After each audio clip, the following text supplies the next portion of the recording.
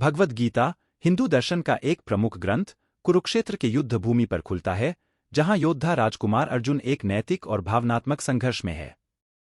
अपने स्वयं के जाति संबंधियों के खिलाफ लड़ने की संभावना के सामने अर्जुन विभिन्न कर्तव्यों और भावनाओं के साथ परेशान है।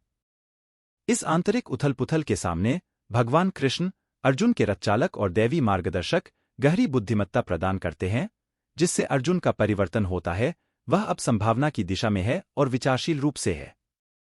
भगवद गीता में 18 अध्याय होते हैं, जिनमें जीवन, कर्तव्य और आत्मसाक्षात्कार के विभिन्न पहलुओं पर चर्चा की जाती है।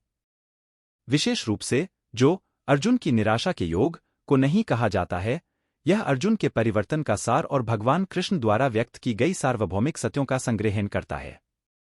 अर्जुन की दुविधा। प्रारंभ में अर्जुन अपने स्वयं के संबंधियों, शिक्षकों और मित्रों के खिलाफ लड़ने की सोच से विचलित हैं। उसकी नैतिक और भावनात्मक संघर्ष से हम उन्मुक्त किए गए व्यक्तियों के जीवन के जटिलताओं की स्वरूप रेखा में हैं। अर्जुन के प्रारंभिक अनिच्छुकता ने उन दिनों की दानवीय वार्ता की तैयारी कर दी है। भगवान कृष्ण की शिक्षाएं।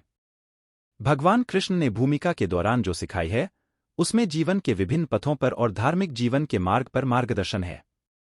ग्रंथ को कर्म योग का और भक्ति योग का और ज्ञान योग का भी रूप दिया गया है, जिसमें अर्जुन ने अवस्थाएं और तत्वों का सूचीबद्ध किया है।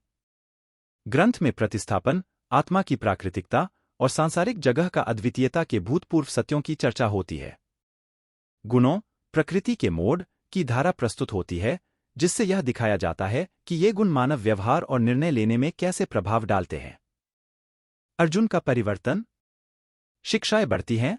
अर्जुन गहरे संदेह और भ्रांतियों की प्राचीन दीवारों को पार करता है।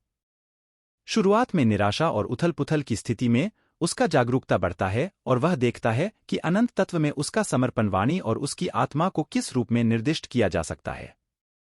अर्जुन का यह परिवर्तन उनको चेतना का एक परिवर्तन बनाता है। शुरुआत में हताशा और भ्रम में उसे धीरे धीरे भगवान कृष्ण की शिक्षाओं की गहरी महत्ता समझने लगती है। उसकी चेतना बढ़ती है और वह शारीरिक शरीर और व्यक्तिगत इच्छाओं की सीमाओं के पार देखने लगता है। उसे यह अवधारित होता है कि आत्मा शाश्वत है और जीवन की कठिनाइयों से प्रभावित नहीं होती है। आत्मसाक्षात्कार का योग। भगवद गीता के अंतिम अध्याय स्वसाक्षात्कार के महत्व को बलात्कारी रूप से प्रमोट करते हैं।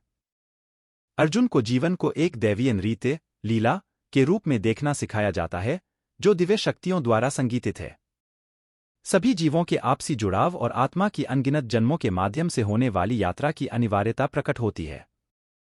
योग के अवधारित रूप में यह एक मार्ग है, जिसमें अर्जुन को अहंकार को पार करना, दिव्य इच्छा में आत्मा को समर्पित करना और भक्ति को विकसित करना सिखाया जाता है। आत्मसाक्षात्कार की प्राप्ति का पीढ़ांतिक सफर एक परिवर्तनात्मक यात्रा बन जाता है, जो जन्म और मृत्यु के चक्र से मुक्ति की दिशा में ले जाता है। संसार, भक्ति और आत्मसमर्पण। भगवद गीता ईश्वर के प्रति भक्ति और समर्पण के महत्व को आत्मिक मुक्ति के शक्तिशाली मार्ग के रूप में बताती है। भगवान कृष्ण यह सुनिश्चित करते हैं कि वे जो अविचलित विश्वास के साथ समर्पित होते हैं, वे शाश्वत आनंद प्राप्त करेंगे। भक्तों को प्रेरित किया जाता है कि वे अपने कर्तव्यों को ईश्वर के लिए अर्पित करें, व्यक्तिगत इच्छाओं और अहंकार को पार करके। ग्रंथ आत्मिक जीवन के व्यावहारिक पहलुओं को स्पष्ट करता है, विवरण करता है कि व्यक्तिगत जीवन में निस्वार्थ क्रिया, भक्ति और ज्ञान के सिद्धांतों को व्यक्तियों कैसे मिला सकते हैं।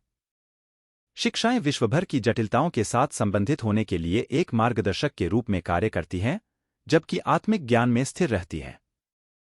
मार्गों का एकता। भगवद गीता का एक मुख्य संदेश है योग के विभिन्न पथों की एकता का। भगवान कृष्ण स्वीकार करते हैं कि व्यक्तियों के विभिन्न स्वभाव और प्रवृत्तियों हैं, और इसलिए उन्हें अपने स्वभाव के साथ मेल खाने का एक मार्ग चुन सकते हैं। चाहे वह शिस्त क्रिया, अविचलित भक्ति या ज्ञान का पीछा करें, अंत में लक्ष्य आत्मसाक्षात्कार और दिव्य से मिलन है।